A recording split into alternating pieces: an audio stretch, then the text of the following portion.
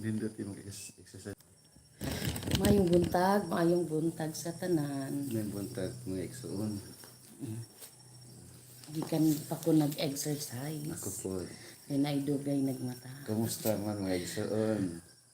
Namatala ba mo? Namakakal ba mo? Nag-fleximasos na ba mo? O, ayaw kalimot sa umanog pagbangon. Kasi unang buhaton. Po. Ang po, Diyos ka doon ay. Okay. Thank you Lord sa lain na usab nga adlaw nga gihatag sa atong buhi nga Dios sa matag-usa nato ka kinabuhi no nga ma-enjoy nato ang matagutlo sa atong kinabuhi kauban ang ato ang mga mahal sa kinabuhi. Yes. So karon nga adlaw magisgot kita may tungod sa ato ang dalang panan gayud sa atong kinabuhi. Kinsa ba ang ato ang dalang panan? Dalang panan. Yes. Kanang dolanan. Talapanan man. Dolanan. Yes. Sa panahon sa kalipay o kagulanan. Amen. So ang ato ang dalang panan sa atong kinabuhi walay lain ang Dios no. Usahay kung ato ang kinabuhi dili ta makahuna-huna sa pagdangop diya sa Dios. Sa tao lang ta mapakyas gyud ang tao. No? Ingon diri sa verse Psalms chapter 118 verse 8. Salmo 118:8 nagaingon diri, labing maayo ang pagdangop kang Hiyova kaysa pagsalig diha sa tawo. Mo dapat. Balikon nako, labing maayo ang pagdangop kang Hiyova kaysa pagsalig diha sa tawo. Jehovah ang pangalan. Above every name. Kung magsalig ta sa tawo, mapakyas gid ang tao, di ba? Kay tao ra man siya, no? Muot ko gahapon sa akong trabaho kay na ako'y mga mali ba sa akong mga trabaho. Niya nakaingon ko nga tao gyud ay ko. Kay ako'y mali. Bitaw ang tao mga igsoon mapakyas gyud siya pero kung dito nato sa Dios ibutang atong mga pagsalig, dili gyud ta mapakyas, no?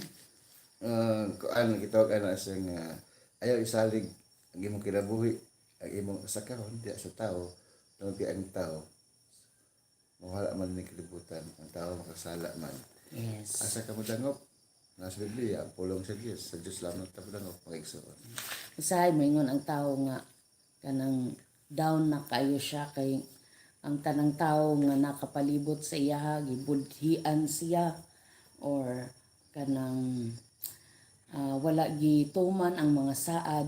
So atong hinumduman nga wala gyud lain nga perfect nga atong kadangpan kundili ang Dios lamang gayon, no? Ang mga igsoon hinumdumi sa kanunay ang imong friends nga gitawag na forever adunay limitasyon. Yes. Dili ka pugnan kada imong friends memo nimong dili friends na sa maabot. Dili ka pugnan nga anay away-away, dili ka pugnan na siya nga dili ka makalangop siya bisan pa sa imong mga loved ones, sa imong mga relatives. Kaya salig kanila ang tanan kung dili complete submission only to God. Yes, iya lamang gayod, no? Mapakyas man ang tao, apan ang Dios dili gyud, no?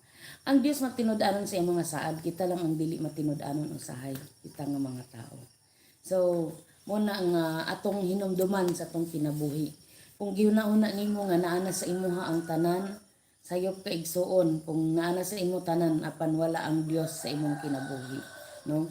Tungod kay wala gyud tay lain nga dalang panan. Wala gyud tay lain nga pinakamasaligan sa tibuok natong kinabuhi kundili ang Dios lamang. So kung naamang kay gidala-dala diha nga mga problema sa imong kinabuhi, ayo kalimot nga naay Dios, di ba? Bitaw, ang Dios walay kausaban. Yes, tao lang ang mausap. Sa kaniadto sa kahulog sa maabot. That is Jesus Christ is the same yesterday, today and forever. That's in Kita sa Hebrews 13:8. Sige. Yes. So na mo ang theme verse sa Foursquare. Makakita mo Foursquare nga simbahan na yun ay Hebrews 13:8. Jesus Christ is the same yesterday, today, and forever. Tinuod na. Si Jesus Christ nga nailhan sa kadadtong nga panahon sa kalang mga propeta ug si Jesus Christ nga nailhan sa atong panahon sa atong generation ug lisim gyapon nga si Jesus Christ ang mailhan sa umabot pa nga makaliwatan. Yes, ay namug tuo sa lain nga forever si Jesus Christ lamang gayod. ang tinuod nga forever sa atong kinabuhi. Wala siya pagkausab. Wala Kita nga paglubad. tao, mausab ta apan ang Dios dili gyud siya mausab. Ang Dios gugma, apan Yes. ang Dios just. Yes. So, atong hinumduman nga wala tay laing dalang panan kundili ang Dios lamang. Butang gyud nato na kanunay sa tunguna-una ug kasing-kasing dili ta mo salig og tawo. Gawas diha lamang kaniya. So, na kay mga gihambing diha nga mga problema, italikdan ka sa imong mahal sa kinabuhi. Paminaw nimo nga wala nakagi tabangan nila, paminaw nimo nga kanang gisalikway na kanila nga naa ka sa panahon sa pagka-down sa imong kinabuhi ay kalimot igsoon. Diri sa verse nga gingon, labing maayo ang pagdangop kang Hiyuba kaysa pagsalig diha sa tawo. So siya lamang atong dalang panan.